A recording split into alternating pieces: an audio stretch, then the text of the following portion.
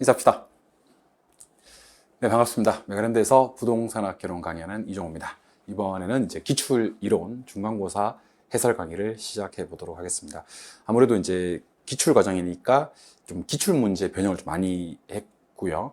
두 번째는 난이도는 그래도 그동안 기본 핵심보다는 한 단계 정도는 좀 높였다. 그래서 점수가 좀 떨어지신 분들은 기출 과정을 좀 소화하고 어느 정도 푸시면 조금 더 점수가 좋아질 거다라는 생각을 하시면서 점수보다는요, 기출 문제가 변형되었을 때 어떻게 나올 수 있을 것 같다 하는 생각을 하시면서 따라오시면 좋을 것 같아요. 예. 그러면 해설 강의 시작해 보도록 하겠습니다.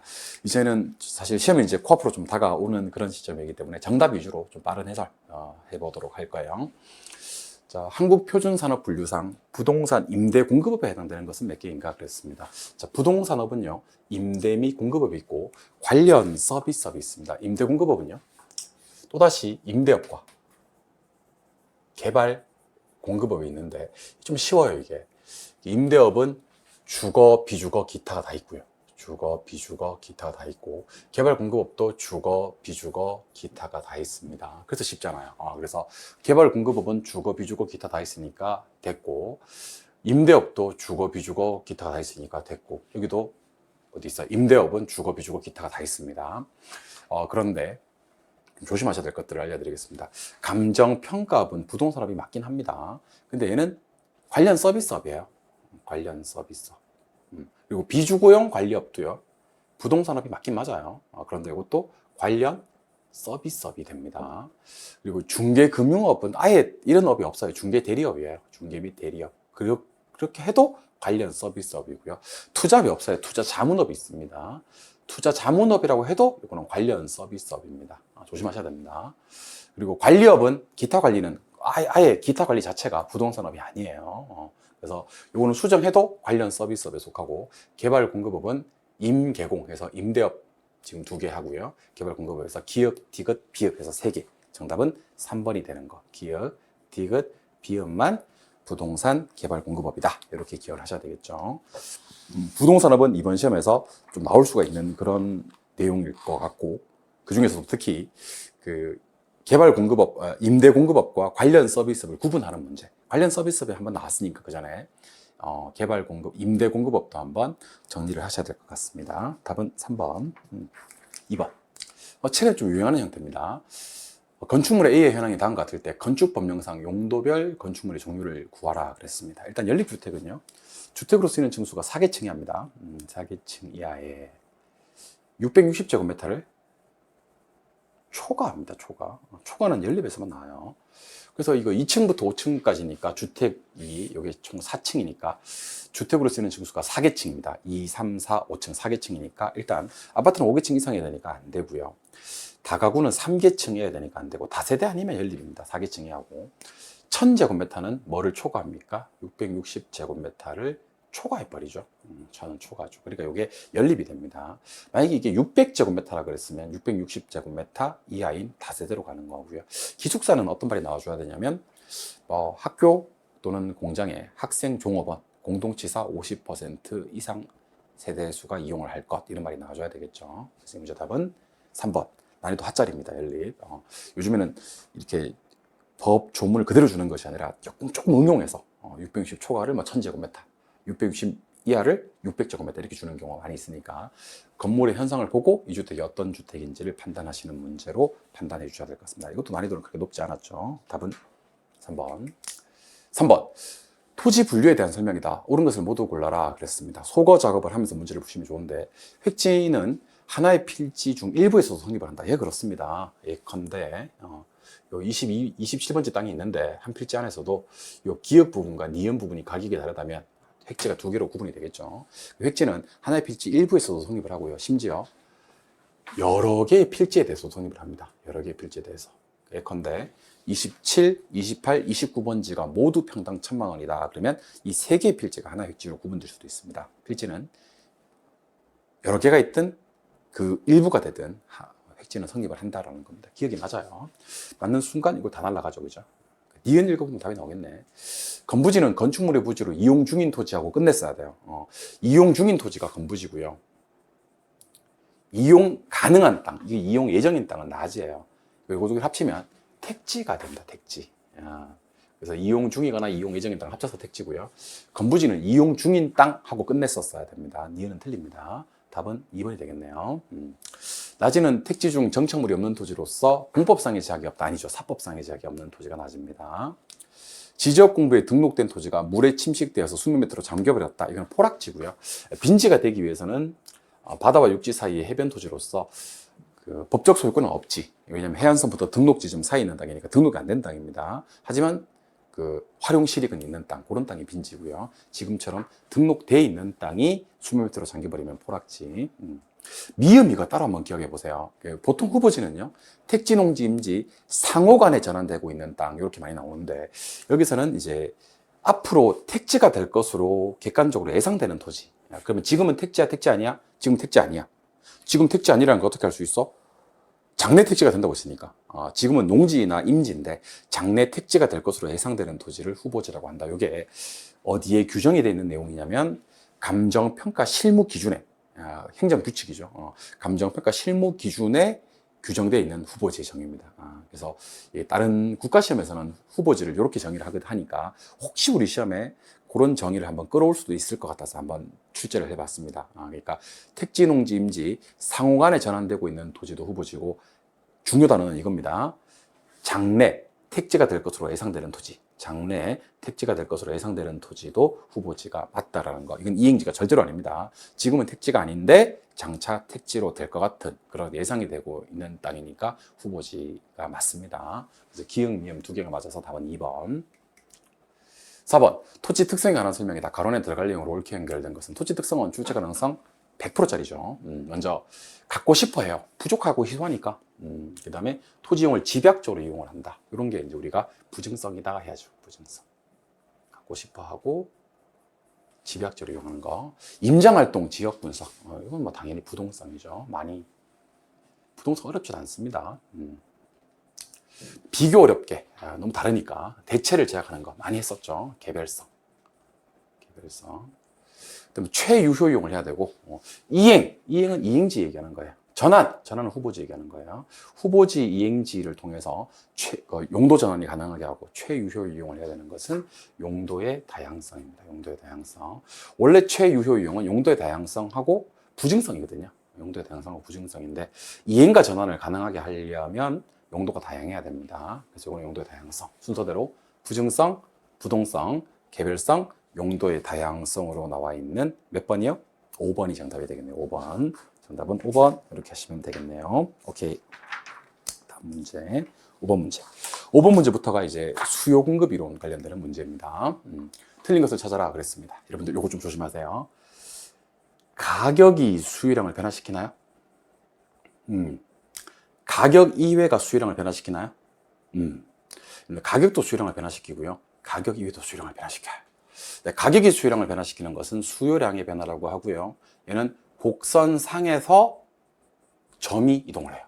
근데 가격 이외가 수요량을 변화시키는 것은 수요의 변화라고 하고요. 이거는 곡선이 우측이나 좌측으로 이동하는 거예요. 그래서 여러분들 이 구조를 좀 기억하세요. 가격도 수요량을 변화시키고 가격 이외도 수요량을 변화시키는데 가격이 수요량을 변화시키는 것은 수요량의 변화, 곡선상에서 점이 이동하는 거라면 가격 이외가 수요량을 변화시키는 것은 수요의 변화, 곡선이 이동하는 거다. 그래서 이게 틀린 말이 아니라는 겁니다.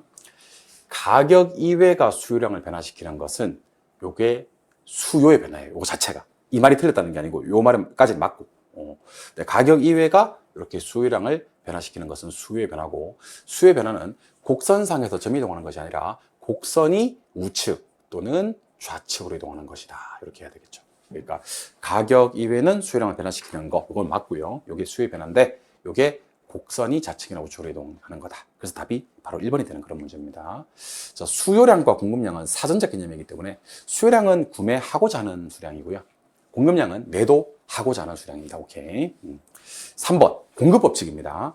가격이 상승하면 공급량 증가한다. 가격과 공급량 사이 관계는 무슨 관계? 비례 관계가 성립을 하죠. 당연히 가격이 상승하면 공급량은 증가됩니다. 돈 되면 팔겠지. 4번, 5번. 이거 좀 연습합시다. 수요자들이 가격이 오를 거라고 예상을 했다. 그럼 수요가 증가해요. 가격이 상승할 것이라고 예상하면. 수요가 증가되면 인기 있으니까 가격이 어떻게 되죠? 상승합니다. 근데 건설 종사자들의 임금 상승은 공급을 증가시켜요. 공급이 감소되죠. 미쳤나봐. 생산비가 많이 드니까. 공급이 감소되면 귀해지잖아요. 그죠? 가격이 상승합니다. 가격 올리는 방법이 두 가지가 있어요. 수요가 늘어도 되고, 공급이 줄어도 되고, 그래요. 수요가 늘어도 되고, 인기 있어도 되고, 귀해져도 되고. 그러니까 소비자들의 가격 상승 예상은 수요를 증가시켜서 가격을 상승시키고, 건설 종사자들의 임금 상승은 공급을 부족하게 만들어서 감소시켜서 가격이 상승한다. 그렇게 하시면 되는 거예요. 오케이. 답은 1번이 되는 그런 문제. 6번. 6번 문제는 오늘 나간 문제 중에서 난이도가 제일 높은 문제 중에 하나입니다. 극상입니다. 극상. 혹시 맞추신 분들은 당분간 수요공급 이론 파트는 공부 안 하셔도 될 만큼 정리가 깔끔하게 되신 분들인 것 같습니다. 일단 균형 가격을 상승시키는 요인이라고 했습니다. 가격을 상승시키려면 두 가지 요건을 충족해야 됩니다. 일단 한마디로 표현하면 초과 수요가 발생을 해야 돼요. 수요가 많아져야 돼요. 초과 수요를 발생시키는 방법은 수요가 늘어도 되고 공급이 줄어도 돼요. 그런데 지금 하는 얘기 잘 들으셔야 됩니다. 실질소득은 수요를 변화시키고요. 대체재 수요, 대체재 가격 둘 다 수요를 변화시켜요. 선호도도 수요를 변화시켜요. 소비자들이 가격이 어떻게 될 것이라고 기대했다. 이것도 수요를 변화시켜요. 지금부터입니다. 아파트 건설용 토지 가격은 공급을 변화시키고요. 건설 종사자들의 임금, 아까 이거 공급이라 그랬죠. 건설업체 수, 이것도 공급입니다. 자, 일단 결론부터 다시 말씀드릴게요. 우리가 지금 결과적으로 공부해야 될 건 뭐다? 수요 증가 또는 공급 감소를 공부해야 되는데 소득이 증가되면 수요가 늘어요. 대체주택에 대한 수요가 감소되면 내 걸 삽니다. 수요가 늘어요. 선호도가 증가되면 수요가 늘고요. 대체재 가격이 상승하면 역시 수요가 늘어요. 그래서 수요를 증가시키는 방법은요. 대체재 가격이 상승해도 되고 대체재 수요가 줄어도 돼요. 수수, 가수 그 얘기죠. 이거 혹시 이해 안 되시는 분들은 이 수업을 통해서 이해하려고 하지 마시고 이렇게 대체재 뒤에 수요가 뜨고 내 거 수요 물을 때 상식으로 푸는 내용이랑 대체재 가격 뜨고 내 거 수요를 묻는 교차 탄력성 적용하는 거랑 구분이 지금 안 돼서 그런 거거든요. 대체재 수요가 줄어야지 내 거 수요가 늘고요. 대체재 가격이 올라야 내 거 수요가 늘어요. 가격이 하락이 기대되면 수요가 줄어요. 토지 가격 상승은 공급 감소, 건설 노동자 임금 상승도 공급 감소, 업체 수 증가는 공급 증가. 해놓고 이제 우리가 결국 수요 증가 찾아야 되는데 수요 증가가 지금 기업, 니은, 디귿, 리을 이렇게 몇 개가 있고 4개가 있고 오케이. 공급 감소를 찾아야 되는데 공급 감소가 비읍, 시옷 이렇게 2개가 있습니다. 그러니까 제가 세모한 비읍, 시옷은 공급 감소로 인한 가격 상승이고요. 동그라미 치고 있는 4개는 수요 증가로 인한 가격 상승입니다. 총 6개. 답은 4번이고요. 그 계산 문제보다도 더 어려운 문제예요. 그래서 여기는 지금 뭐를 물었냐면 수요만 변화시키는 것과 공급을 변화시키는 것을 일단 구분을 좀 하셔야 될 것 같고요. 수요 변화시키는 것도 대체재 수요가 증가되면 내 거 수요는 감소하거든요. 대체재 수요가 감소되면 내 거 수요는 증가되고요. 하지만 대체재 가격이 상승되면 내 거 수요는 증가되어 버립니다. 대체재 가격이 하락되면 내 거 수요는 감소되어 버리고요. 그것까지 구분할 줄 알아야 되고요. 그다음에 단순히 그 수요 증가 공급 감소를 묻는 거를 떠나서 가격을 상승시키는 요인에서 한 단계 좀 더 나간 그런 내용입니다.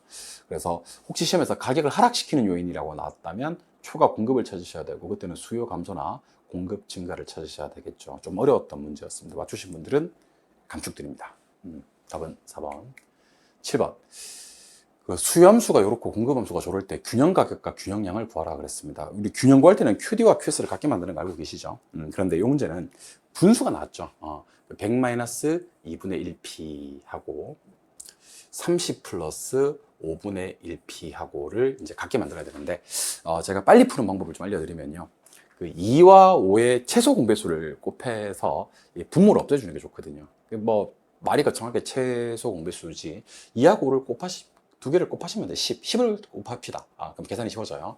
10을 곱하면 이게 얼마 되죠? 1000-5p가 돼요. 곱하기 10한 거예요.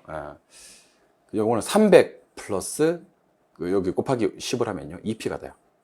10을 했으니까 10은 왜 곱했는데 하시는 분들은 단순히 계산의 편의를 위해서 그런 거예요.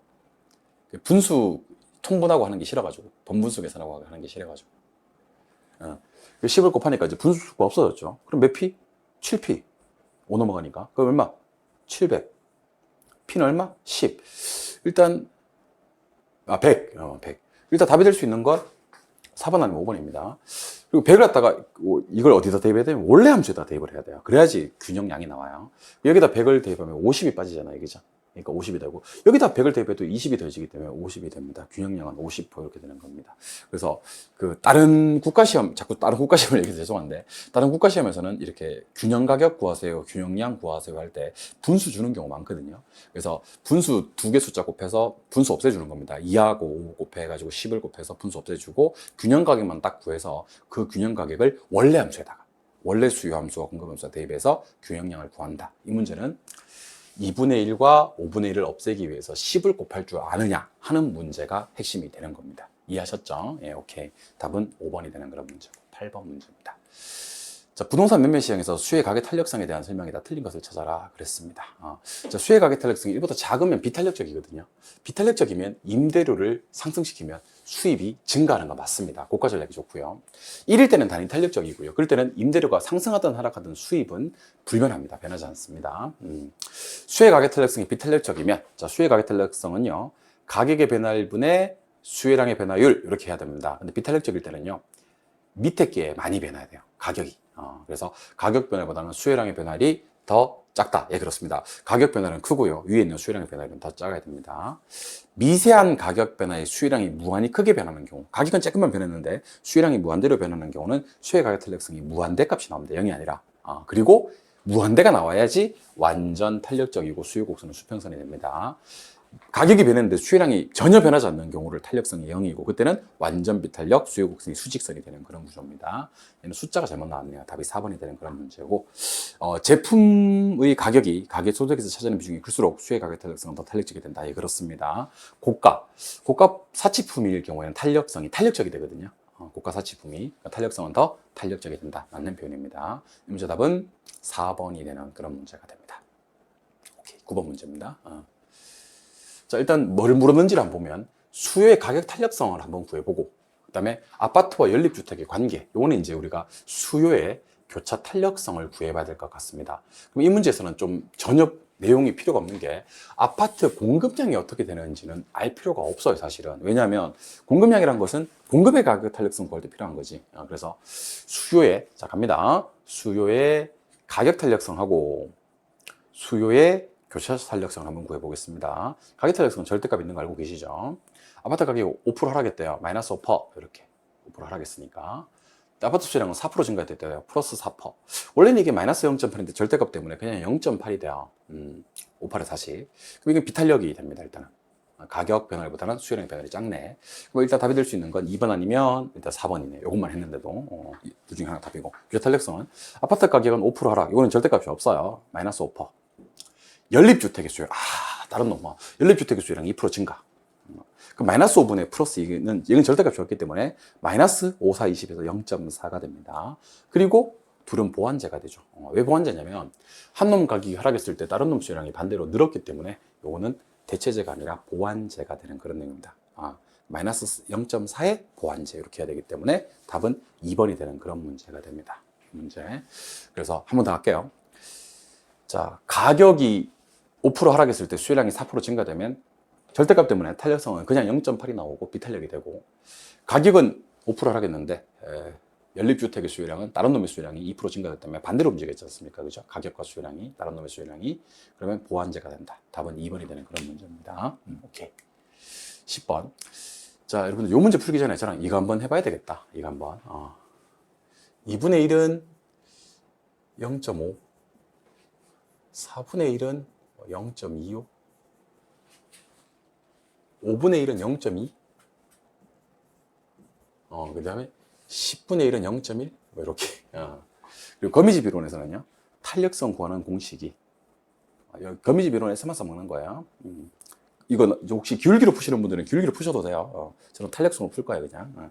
탄력성이 탄P 이렇게 해가지고 Q 앞에 있는 숫자분의 P 앞에 있는 숫자 이렇게 하시면 돼요. 탄P. 그래서 이걸 갖다가 소수점 바꿔주세요. 4분의 1은 0.25, 2분의 1은 0.5, 5분의 1은 0.2, 10분의 1은 0.1. 그래서 1분의 0.25 이렇게 하시면 돼요. 탄력성이. 그러면 얘는 탄력성 0.25. 얘는 1분의 0.5 하시면 돼요. 탄력성은 0.5. 그러면 수의 탄력성보다 공급의 탄력성이 더 크지 않습니까? 그죠? 그럼 발산. 답이 될 수 있는 게 발산이니까 1번 아니면 2번이고, 이거는 2분의 0.2가 됩니다. 2분의 0.2. 2분의 0.2는 0.1. 1분의 0.1, 1분의 0.1은 0.1이죠. 똑같네, 그지?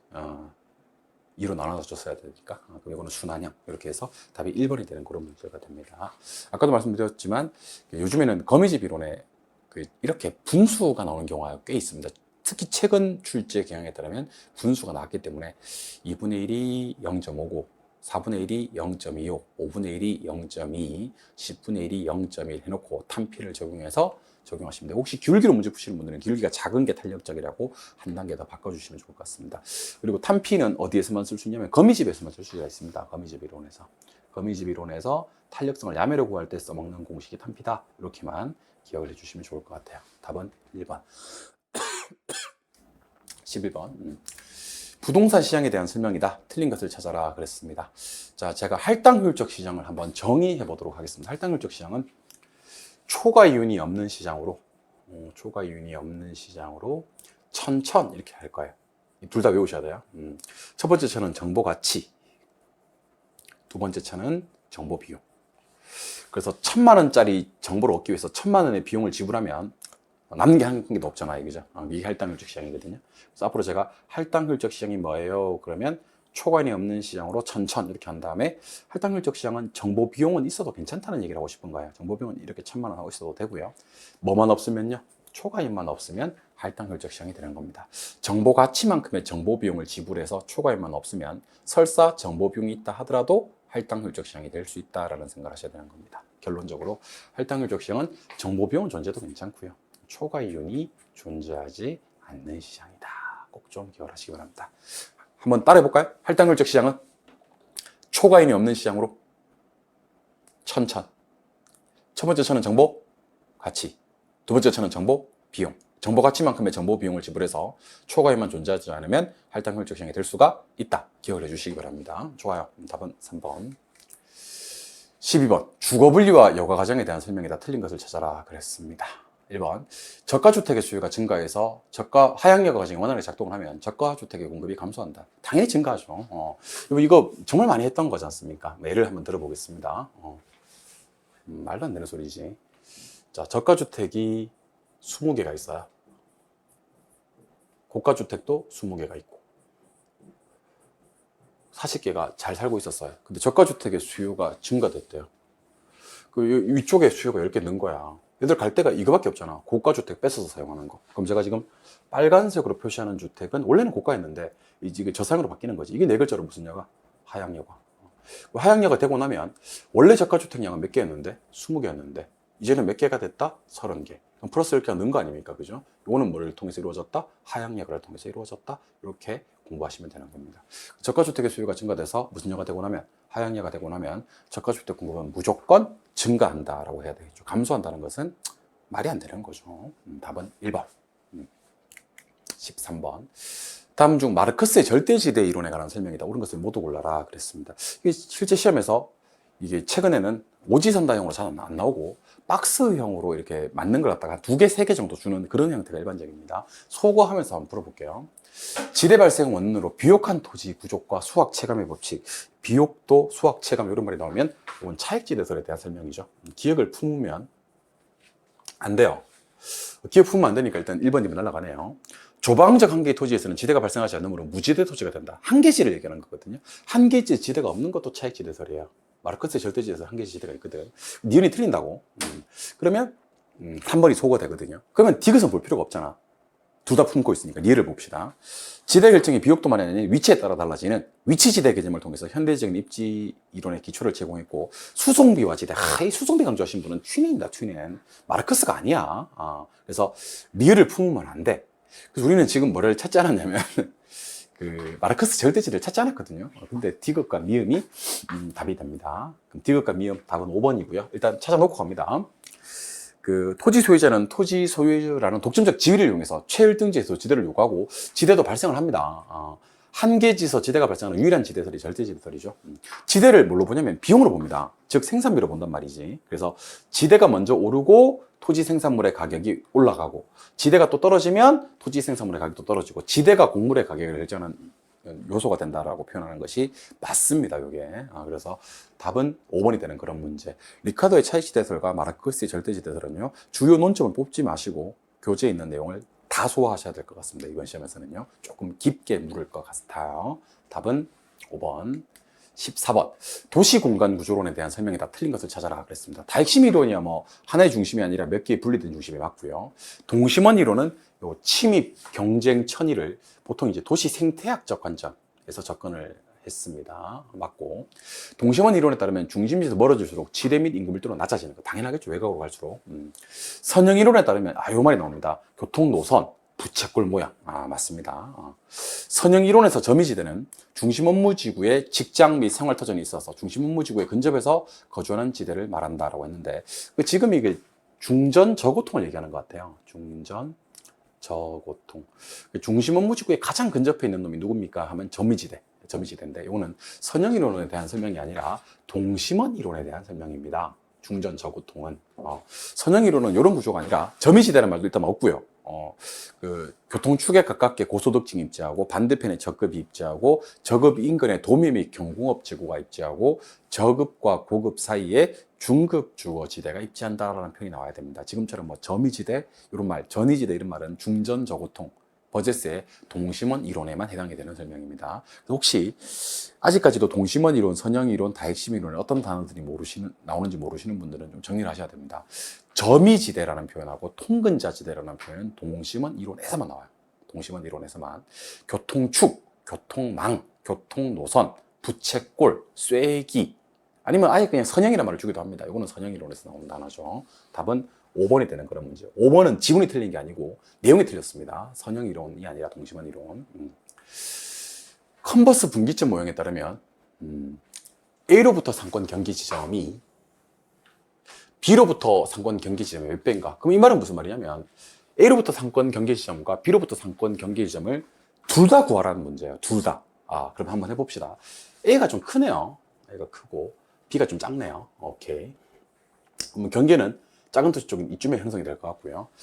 전체 거리는 24km입니다. 그럼 우리가 계산의 편의를 위해서 이걸로 먼저 구하면 좋을 것 같아요. 9배 차이가 나니까 요거 9고 요거 1입니다. 4구 36이니까 1 플러스 루트 아닙니다. 다 씁시다. 4만 명 분의 36만 명 분의 24km 이렇게 한번 해봅시다. 공식 알고 계시죠? 루트 9니까 그 집어내면 3 더하기는 4 4, 6에 24입니다. 6km. 그러면 내가 지금 구한 건 요거가 6km. 그럼 나머지 거리가 요로니까 이건 18km지.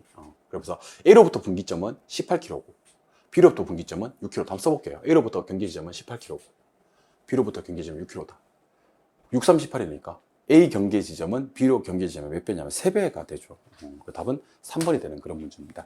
아직까지는 통상적으로 시험에서는 A로부터 분기점이 얼마냐, B로부터 분기점이 얼마인지를 물었다면 이번에는 A로부터 분기점도 구하고 B로부터 분기점도 구하고 두 개가 몇 배인지를 내는 문제. 그러니까 문제를 이해를 못 해버리면 다 풀고도 틀리는 경우가 생길 수가 있겠죠, 그죠? 그러니까 작은 도시 쪽으로부터 분기점 구하고 전체 그래서 빼서 큰 도시 쪽으로부터 분기점을 구한 다음에 이 거리는 이 거리의 3배쯤 된다라고 생각을 해주셔야 되겠네요, 그죠? 답은 3번이 되는 그런 문제. 어렵진 않죠? 오케이. 16번. 다음 이론에 관한 설명이 다 틀린 것을 찾아라 그랬습니다. 틀린 것을 찾아라. 방금 했는데 이거. 컨버스, 동그라미 2번 질문입니다. 컨버스에면 X도시가 Y도시보다 크다. 그러면 이렇게 X, Y 이렇게 하고요. X가 이따만 하고 Y가 이따만 합니다. 그러면 어느 도시 쪽에? Y도시 쪽에 가깝게. 항상 작은 도시 쪽에 가깝게 경계가 형성이 된다라는 겁니다. 그러면 이번에는 이종호는 컨버스 분기점 모형이 계산 문제든 이론 문제 나올 것 같다, 나올 것 같다? 나올 것 같다고 보는 겁니다. 사실 컨버스는 잘 안 나오는데 이번 시험에서는 좀 이렇게 허프 아니면 컨버스인데 오히려 그 유명한 허프를 컨버스가 넘어설 만큼 컨버스 쪽이 아마 나올 것 같은 이유는 없는데 두 개를 한번 내봤습니다. 답은 2번이고요. 공간 마찰계 수는 제가 정함값으로 이해하시면 된다 그랬죠. 전문 품점은 정함을 많이 하지 않습니다. 작습니다. 점포 입지, 소매 입지를 주장하신 분이 넬슨 맞는 표현이고요. 레시는 수요 측면이죠. 시장 확대 가능성. 최대 수요 이론을 얘기하는 겁니다. 배번은 이게 비용이 최소화되는 지점, 요건 괜찮아요. 근데 각 요인이 최소가 된다. 그럼 그건 틀려요. 그러니까 수송비와 임금은 최소가 되지만 집적 이익은 최대가 돼야 되거든요. 그래서 요거 세 개 다가 각 요인이 최소는 아니고 비용이 최소는 맞는 말입니다. 다시 한 번 더. 수송비, 임금, 집적력을 고려하여 비용이 최소가 되는 지점, 이거는 맞고 수송비, 임금, 집정력, 각 요인이 최소 그러면 안 돼. 두 개는 최소지만 집정력은 최대가 돼야 되니까 비용이 최소가 나기 때문에 맞는 표현. 그래서 이 문제 답은 몇 번이요? 2번이 정답이 되는 그런 문제가 됩니다. 오케이. 17번. 입지계수. 이게 참 나올 것 같아요. 입지계수. 일단 그 C 지역의 금융업입니다. 한 동그라미 치고 시작하는 게 좋아요. C 지역의 금융업. 요거. 입지계수 가라. 입지계수 관한 공식은 전국의 전특, 지역의 전특입니다. 먼저 전국을 봅시다. 전국의 전체가 1655. 전국의 금융업을 봐야 될 것 같습니다. 570.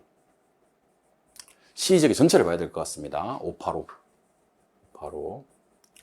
전국의 그 C 지역의 금융업을 봐야 되겠습니다. 190. 이렇게. 이게 전국의 전산업, 특정산업, C 지역의 전산업, 특정산업. 공식 어떻게 하기로 했죠? 전국의 전특, 지역의 전특. 이렇게. 오케이. 그래서 이거는 계산기 두드릴 때는 A, C 누르고 190 곱하기 1655 나누기 585 나누기 570. 첫 맨 것과 마지막 것하고 가운데 두 개 나눠주면 됩니다. 요거 제가 미리 계산을 한번 해봤거든요. 미리 계산 한번 해보니까 얼마가 나왔냐면 잠시만요. 오케이. 0.9430이 떴어요. 0.9430. 0.9430. 사실 여기까지 구할 필요 없는데 소수점 셋째짜리가 여기입니다. 반올리면 안 되네, 그지? 그럼 0.94 해서 답이 2번이고. 여기는 그런 말이 없었지만 요거는 기반 산업이라고 보기가 힘드네요, 그죠? 비기반 산업이네. 왜냐면 LQ가 1보다 작으니까. 어쨌든 LQ 구하는 거 한번 연습하셔야 될 것 같아요. 전국의 전특, 지역의 전특. 최근에는 소수점 몇째짜리에서 반올림하라 이렇게 나오기도 합니다. 그래서 혹시 여기가 0.943인데 0.946이 나왔어. 그러면 답은 0.95가 되어버립니다. 물론 여기는 없지만 혹시 조심하시라는 얘기입니다. 답은 2번. 18번. 외부 효과. 외부 효과에 대한 설명이다. 옳은 것을 찾아라 하는 문제입니다. 먼저 첫 번째, 외부 효과는 거래 당사자가 아닙니다. 제3자입니다. 아니면 타인이라고 해도 그냥 관계없습니다. 타인. 시장 메커니즘을 통하지 않습니다. 통하지 않고라고 해야 됩니다. 1번 틀렸고요. 부의 외부 효과에 대해서는 보조금 지급이나 조세 경감 등의 정책이 필요하다. 아니죠. 규제 완화 정책이니까 이거는 정의 외부 효과에 대한 설명이고, 정의 외부 효과는 사회적 비용이 사적 비용보다 크다. 정의 외부 효과는요, 사적 비용이 더 커요. 사회적 비용이 큰 것은 부의 외부 효과입니다. 정의 외부 효과는 과소 생산되는 거 맞습니다. 답은 4번이 되는 그런 문제 좀 쉽네요. 부의 외부 효과만 과대 생산이고 정의 외부 효과와 공공재는 과소 생산이라고 그랬죠. 답은 4번. 5번은 다 맞는데 하나 틀렸어요. 부의 외부 효과는 의도되지 않은 손해를 주면서 그에 대한 대가를 지불하지 않는 외부 경제라고 할 수 있다. 아닙니다. 이건 외부 불경제, 외부 비경제라고 해야 될 것 같아요. 답은 4번. 19번. 부동산 시장에 대한 정부의 직접 개입으로 옳게 묶은 것을 찾아라 그랬습니다. 여러분들, 정부가 시장에 개입하는 것은 이, 직, 간이 있지 않습니까? 그죠? 이용 규제는 지역지구제, 개발권 양도제, 토지거래 허가제 이런 것들이 있어요. 간접 개입은 조세, 보조금, 부담금, 담보대출 규제와 같은 금융정책, 부동산 가격 공시제도와 같은 행정 규제가 있습니다. 직접 개입은 그 외인데 특히 분양가 규제라든지 분양가 상한제, 임대료 상한제 이런 것들을 싹 다 직접 개입이라는 것을 알고 계셔야 됩니다. 이거 외에도 뭐 공영개발, 토지은행, 수용, 선매, 초과 매수, 도시개발, 재개발, 공공임대주택 정책 이런 것들 싹 다 직접입니다. 그래서 직접 개입을 찾아야 되는데 이 두 개가 이용 규제예요. 가격 공시제도는 간접 개입이고, 담보대출 규제하고 거래세 이거는 간접 개입이에요. 공공임대주택만 직접 개입이고, 공공토지비축과 공영개발은 직접 개입이 맞는데 아깝이 개발부담금이 간접 개입이에요. 임대료 상한제 직접 개입, 선매제도 직접 개입, 공공비축도 직접 개입. 직접 개입만 찾아야 되니까 답은 오케이 4번. 수용 직접 개입, 분양가 상한제 직접 개입. 다 직접 개입 맞았는데 보유세, 세금은 무조건 간접 개입이라고 그랬죠. 그래서 직접 개입만 찾아야 되기 때문에 답은 4번. 우리 이식간 구분하는 건 출제 가능성 100% 보고 들어가셔야 됩니다. 오케이. 답은 4번. 20번 문제. 우리나라의 부동산 관련 조세 제도에 대한 설명이다. 옳은 것을 찾아라 하는 문제인데 일단 5번부터 거꾸로 한번 올라가 볼까요? 예. 재산세, 종부세 두 개 다 보유세인데 보유세 과세 기준일은 6월 1일입니다. 6월 1일. 1일 틀렸고요. 양도소득세와 취득세는 부가납부 방식이다. 아닙니다. 이게 부가가세가 아니고 신고납부 방식입니다. 신고해야 되죠. 종합부동산세와 재산세는 국세다. 재산세는 국세가 아닙니다. 지방세입니다. 증여세와 재산세는 취득 단계에서 부과한다. 재산세는 보유 단계에서 부과가 됩니다. 자꾸 재산세가 말썽이네.